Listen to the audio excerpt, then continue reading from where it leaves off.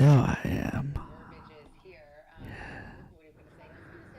Yes. Oh, yes.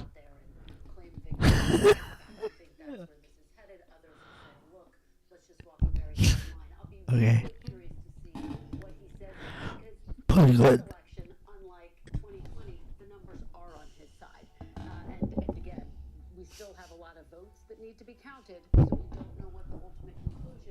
Pretty good ASMR microphone, alright?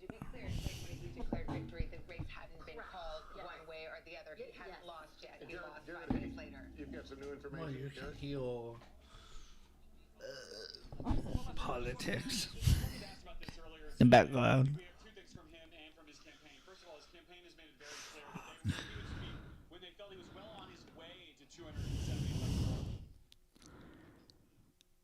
Yeah, let's not do that. Let's not do that. Fuck.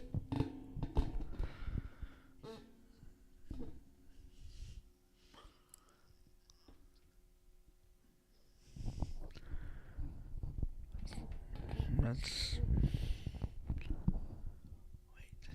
wait a minute.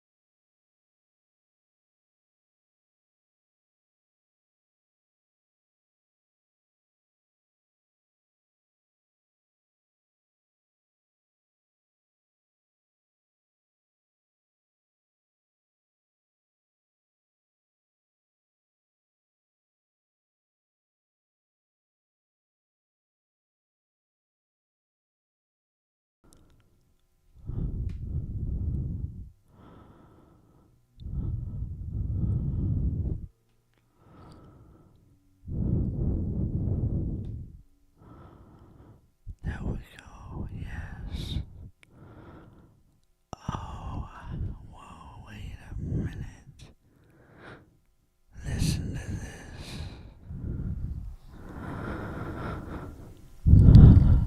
Oh, yes.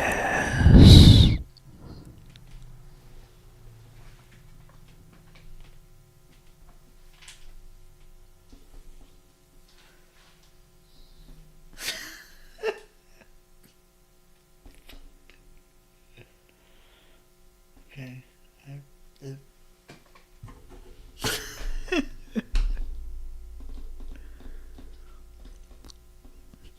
Here, I'll show you what I did. I took.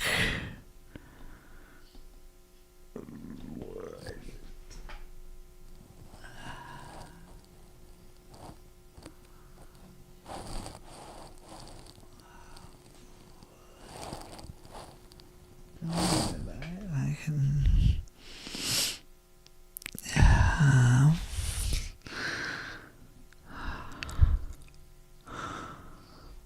I took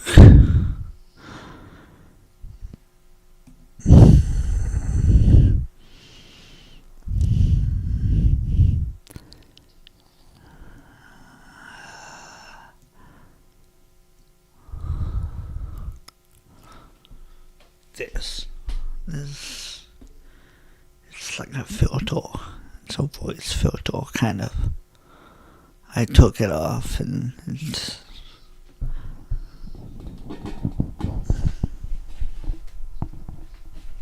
the microphone is bare now, so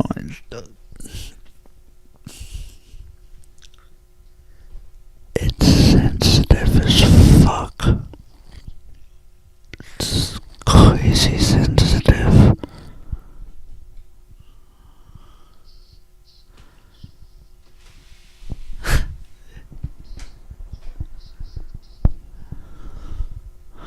I'll put it back on.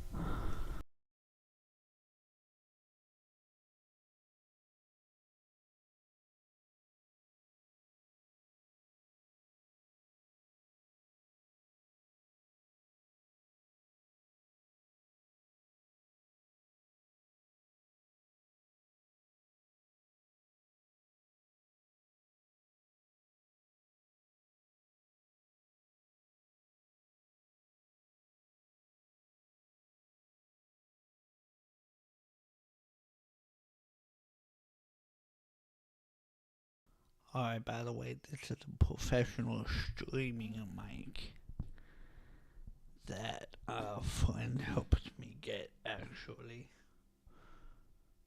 Jimmy Kennedy isn't something. I can't believe I forgot his first name. Nick Kennedy. Fuck. Why did I think Jimmy? Fuck.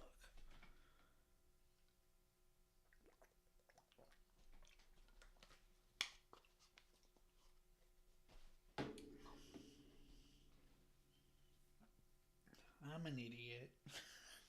But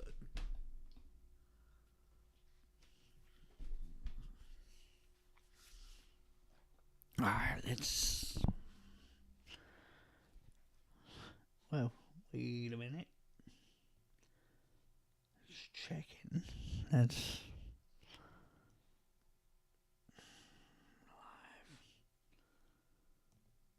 live. Live. Oh, God.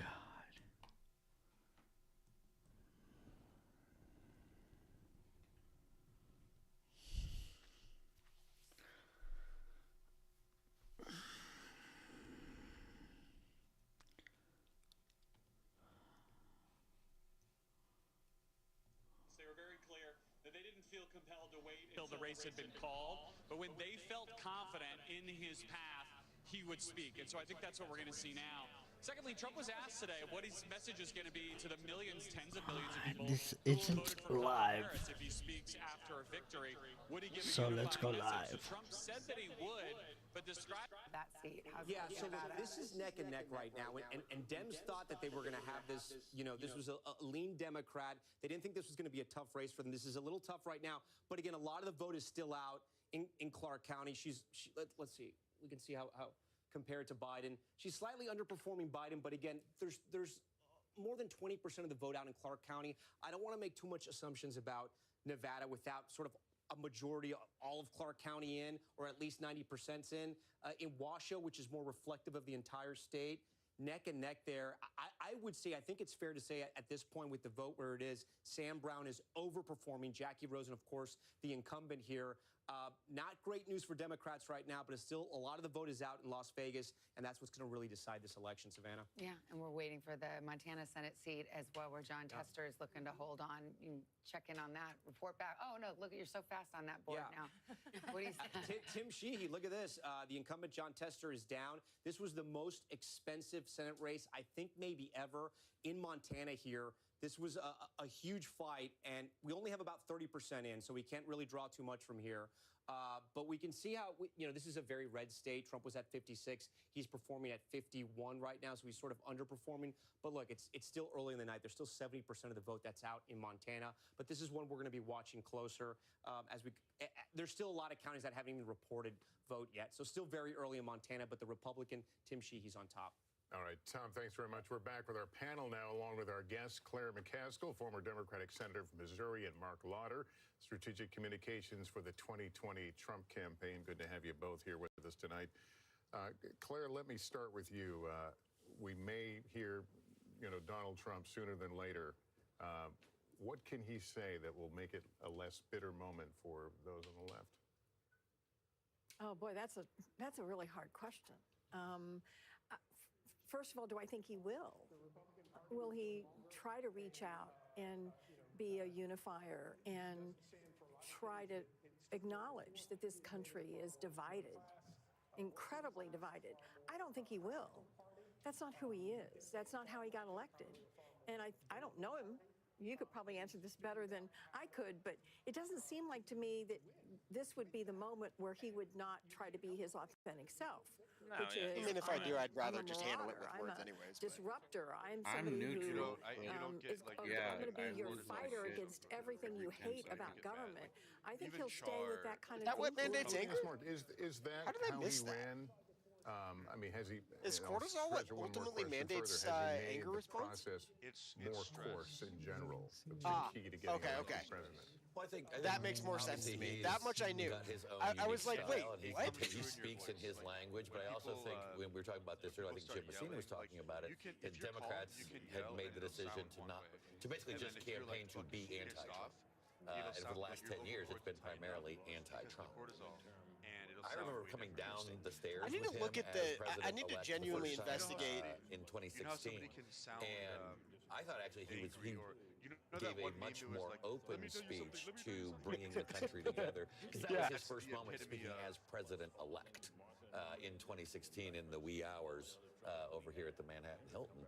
And so it'll be interesting to see if he's going to hit on his campaign themes. I mean, let's remember we have seen him on the national stage for 8 years. I mean, I covered him in the White House. We covered him in the White House together. We covered him in the campaign. We know who this person is. He's been president before. He's been a presidential candidate before. And we know what his message tends to be. He's done it over and over in this campaign. And that is a message that is darker, that casts America as a dangerous place, a place that only he can fix.